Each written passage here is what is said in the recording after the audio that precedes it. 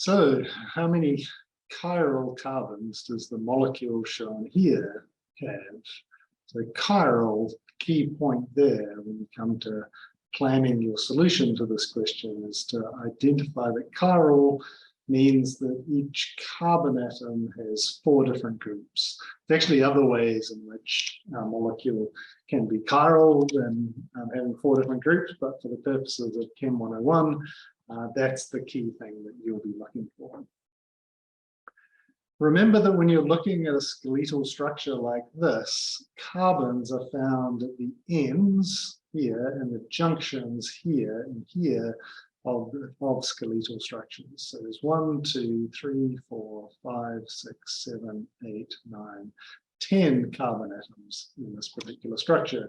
And what we need to look at when we're solving this problem is each of those carbon atoms and work out how many different groups they have attached to them. So for example, this carbon atom here has an OH, there's a carbon group off this end, and because there are only 2 bonds shown to carbon, that means the other 2 must be to hydrogens. So there's only 3 different groups on this one.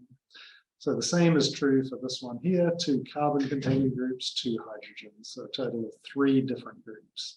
When we get to this next carbon atom, though, it has a carbon group, which is different from this carbon group, which is different from the methyl group here, which is different from the remaining hydrogen that must be on this carbon atom. So this carbon here is 4 different groups, so it's a chiral carbon.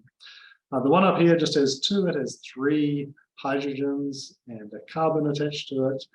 This carbon here is an sp2 carbon atom, and it cannot be chiral because it can only have a maximum of 3 groups attached to it.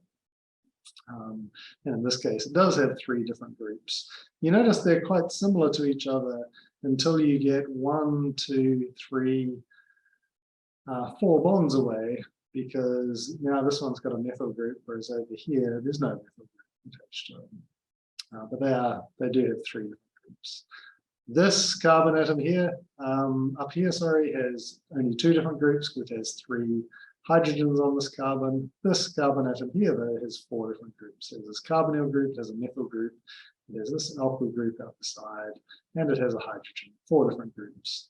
There's only 3 for this one, because 2 of them must be hydrogen. Only 2 here, because 3 of them are hydrogens.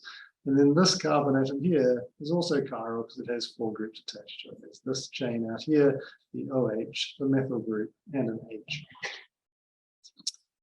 So when we are solving this problem, we can circle all our chiral carbons. They come to a total of 3. One thing when you're checking your answer here, do make sure that all of the groups are actually different from each other, because it's sometimes a little bit tricky to tell. They might be drawn in different ways and so on. But in this case, we've got it all correct, so we're good to go.